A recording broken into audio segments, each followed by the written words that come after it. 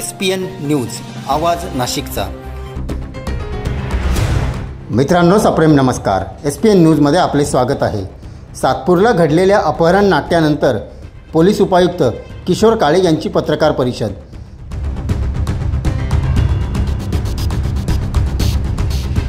सविस्तर वृत्त असे। सातपूर पपाया नर्सरी या ठिकाणी एका व्यक्तीचे गाडीत डांबून अपहरण करण्यात आल्याची घटना घडली होती आणि या घटनेचा व्हिडिओ हा सोशल मीडियावर व्हायरल झाला होता। या घटनेबाबत सविस्तर माहिती पत्रकार परिषद घेत पोलीस उपायुक्त किशोर काळे यांनी दिली। व्हिडिओ व्हायरल झाल्यामुळे थोडंसं लोकांमध्ये जरा संभ्रमाचं किंवा याचं वातावरण होतं की असा जेन्युइन गुन्हा आहे काय किंवा काय। तर त्याच्यामध्ये फक्त एकच स्पष्ट करू इच्छितो की सदर याला प्रेम प्रकरणाची किनार आहे आणि त्याच्यातून तो प्रकार घडलेला आहे। त्यामुळे त्याच्यात असा वेगळा कुठलाही प्रकार नव्हता। त्यामुळे नागरिकांनी त्याबाबत निश्चितपणे आश्वस्त राहावं। अशा पद्धतीचं कुठलाही म्हणजे घाबरावं आपण किंवा आपण चिंतित व्हावं अशा पद्धतीचं कुठलंही वातावरण किंवा त्या ठिकाणी कुठलीही घटना घडलेली नाही। याच्यामध्ये आपण दोन पद्धतीची कारवाई करत आहोत। या स्वरूपाचे जे गुन्हेगारीचं उदात्तीकरण करणारे जे रील्स व्हायरल केले जातात त्याच्यामध्ये एक तर आमच्या सायबर सेल मार्फतीनं अशा पद्धतीचे मल्टिपल रील्स जे आहेत ते त्या संबंधित सोशल मीडिया प्लॅटफॉर्मवरती त्या ठिकाणी काढून टाकण्यासंदर्भातली कारवाई होती। हा मुद्दा नंबर एक। त्याच्या व्यतिरिक्त आमचा साधारणपणे ऑब्झर्वेशन आहे की याच्यामध्ये ज्युवेनाईल जी मुलं आहेत किंवा जे थोडंसं त्याच्यामध्ये गुन्हेगारीचं उदात्तीकरण करतात त्यांना त्या ठिकाणी पोलीस स्टेशनला आणून आणि अशा पद्धतीचा कुठलाही प्रकार उघडकीस आला तर त्यांच्यावरती कडक कारवाई आम्ही त्या ठिकाणी करत आहोत। आणि फक्त इथंच नाही म्हणजे नाशिक पुरताच हा विषय मर्यादित आहे अशातला भाग नाही। याच्यामध्ये आम्ही निश्चितपणे आमच्या पोलीस स्टेशन लेवलला तसेच सोबत सायबर क्राईमच्या पण लेवलला त्या ठिकाणी त्यामध्ये संयुक्त कारवाई करत आहोत। सर, हे प्रेम प्रकरणातून जी घटना घडली आपण आता बोलला नेमकं हे मुलींचे नातेवाईक होते का? म्हणजे थोडं अपहरण झालेलं आहे काय याच्यामध्ये ठीक आहे। मी थोडंसं त्याच्यामध्ये थोडं नाजूक नातेसंबंधांचा विषय आहे। त्याच्यामध्ये त्याचा डिटेल आपल्याला नावानिशी वापर नाही करताना फक्त एवढं सांगतो की याच्यामध्ये पहिल्या प्रकरणामध्ये तर निश्चितपणे याच्यामध्ये जी संबंधित पीडितेची पत्नी आहे तिचे पूर्वी काही त्या ठिकाणी संबंध होते आणि त्या संबंधामधून हा प्रकार त्या ठिकाणी आरोपितांनी केलेला आहे असं त्याच्यामध्ये साधारणपणे दिसून येतं। मात्र अधिक गुन्ह्याच्या सखोल तपासांतीच आपल्याला त्याच्यामध्ये सांगता येईल।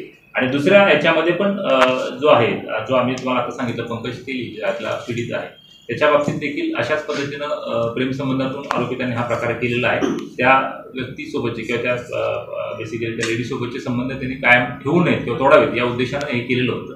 साधारणपणे या दोन्ही ह्याच्यामध्ये ॲज काही साधारण नाही आहे, फक्त ते दोन्ही घटना बॅक टू बॅक घडलेल्या आहेत त्याच्यामुळे आपल्याला तसं वाटू शकतं। मात्र त्याच्यामध्ये थोडासा असा प्रकार आहे। जी गाडी आपल्याला बघायला मिळते सोशल मीडियावर व्हायरल झालेला तो नेमका प्रकार काय होता आणि ज्याचं अपहरण केलं जातं त्याला पुढे नेऊन काय करणार होते हे जे अपहरण करते होते? एक्झॅक्टली तेच आपल्याला सांगितलं की ती जी गाडी आहे ती गाडी पण आपण त्या ठिकाणी तपासामध्ये सीज केलेली आहे। त्याच्यामध्ये मी जे आपल्याला पूर्वी सांगितलं की त्या तरुणाने म्हणजे ज्याचं अपहरण करून त्याला घेऊन चालले होते त्यांनी त्या सोबतच्या त्या व्यक्तीसोबतचे संबंध तोडावेत या उद्देशानं त्याला ते करत होते। मग त्याच्यामध्ये अजून तरी तपासामध्ये आता सध्या जर आपल्याला फक्त दोनच त्यातले आरोपी जे आहेत ते आपल्या ताब्यात आहेत। आता अधिक आरोपी ताब्यात आल्यानंतर आपल्याला सांगता येईल। त्यामुळे त्याच्यासोबतचे संबंध बेसिकली सध्या तेवढं सांगता येतं दूरदर्शन की त्याची कायम ठेवू नये या उद्देशानं तो केलेला प्रकार आहे। तर म्हणून वाद जरी कौटुंबिक असला तरी भर रस्त्यात अशा पद्धतीची घटना घडते कुठेतरी आपलं पेट्रोलिंग कमी पडतंय किंवा लोकांना तुम्ही काय आवाहन करणार की जर समजा अशा घटना घडत असतील तर नेमकं काय करायला अपेक्षित आहे? नाही हे बघा सदरची घटना आता आपण बघू शकता की तो व्हिडिओ एका खाजगी व्यक्तीनं काढला होता आणि त्या ठिकाणी नंतर तो व्हायरल झालेला आहे त्याच्यामध्ये। त्यामुळे आम्ही एकच सांगू इच्छितो की आपलं सुरक्षित नाशिक ह्या ॲपद्वारे देखील त्या ठिकाणी आपले मल्टिपल लोकेशन्स आयडेंटिफाईड आहेत।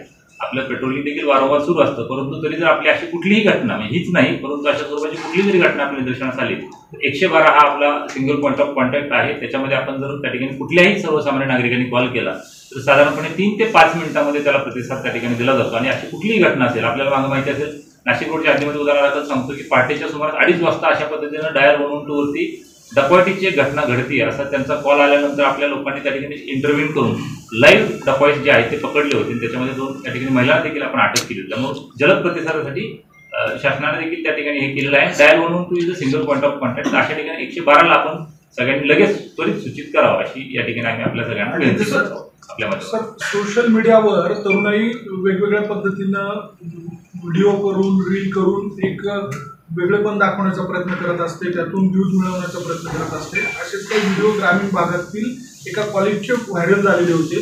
या अनुषंगाने नाशिक शहर पोलीस म्हणून आपण काय या सगळ्या काळामध्ये इनिशिएटिव्ह घेतोय, काय आपलं आव्हान असेल या नेमकं? मी जसं यापूर्वी देखील आपल्याला सांगितलं की सर्व विशेषतः जे तरुण मुलं आहेत, युवक आहेत, त्यांना देखील आव्हान आहे की आपल्याकडून कुठल्याही प्रकारचं गुन्हेगारीचं उदात्तीकरण होणार नाही अशा पद्धतीचे आपण आपलं वर्तणूक असायला पाहिजे.